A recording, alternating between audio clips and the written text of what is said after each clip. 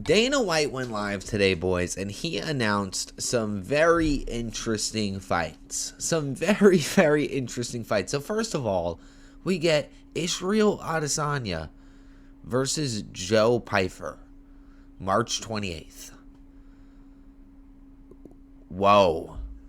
Whoa. Have you seen the downward? This is the craziest downward trajectory I've seen of recent notice. Israel Adesanya, before the Alex Pereira saga, was on the top of the top, the cream of the crop of the sport. He was literally premier. That dude was premier, okay? And now you fast forward, what, 4 years later? He's fighting Joe Pyfer. Joe Pyfer, by the way, just got fraud checked by Jack Hermanson.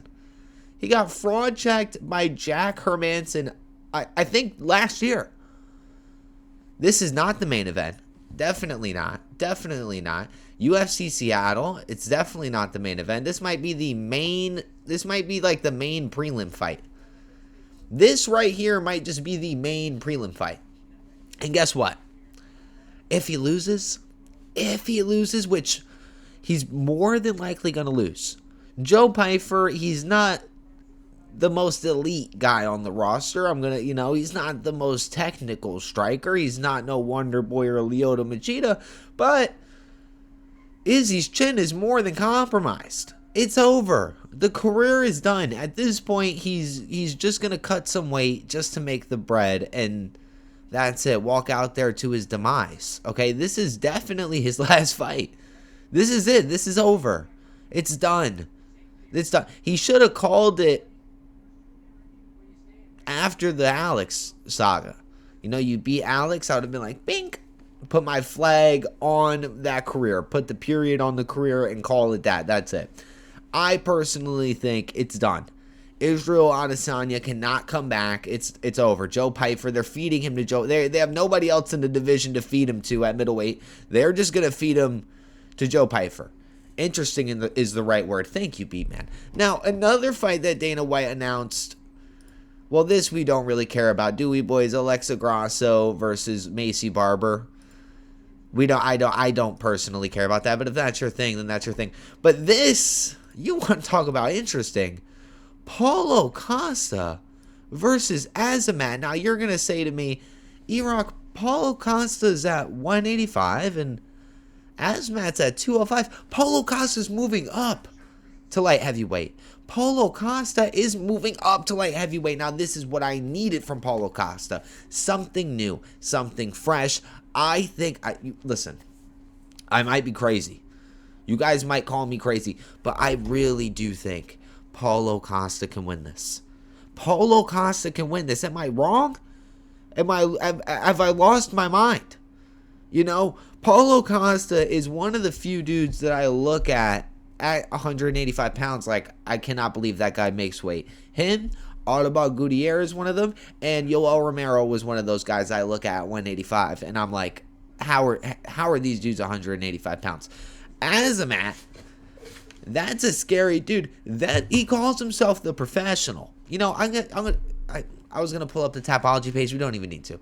This dude calls himself the professional. He's knocking people out. He's sending people into outer space, and after he won his last fight, first round KO, TKO, I'm pretty sure, he calls out Yuri Prohaska. Azamat called out Yuri. That guy is crazy. Game knows game. That dude is nuts, okay? That guy is crazy. But, listen, I'm a Paulo Costa fan. I am a secret juice head. I really do think Paulo Costa got this. He might win by heart. I think Paulo Costa might have this down. All right? He's not going to be drained from the weight cuts. He can actually eat some food. I kind of am curious on how much weight Paulo Costa cut to make 185 pounds, but that's neither here nor there now. Okay, 185 pounds to 205 pounds is a 20-pound difference. That's a huge difference. I think we're going to be seeing a different Paulo Costa. This might be the career resurgence from Paulo Costa. Now, they have Azamat ranked where? Azamat, oh, it doesn't even say in this graphic. Azamat, I believe, is ranked like midway through, like 10 to 5. If Paulo Costa beats Azamat, feed Paulo Costa to, feed Khalil Roundtree to Paulo Costa, and that's it. We get Paulo Costa Yuri, Paulo Costa Ankalaev. Paulo Costa is 2 wins away in this light heavyweight division to fighting for a championship belt. That's a Fendi fact. If he loses, I wonder if he stays at 205. That's a good question. If Paulo loses, where does he go? If Paulo loses, he's probably going to go to the poker table and just stay there. He's probably just going to be a Paulo Costa guy. How is Paulo Costa's career doing better than Izzy is a great question. That's an actual great question.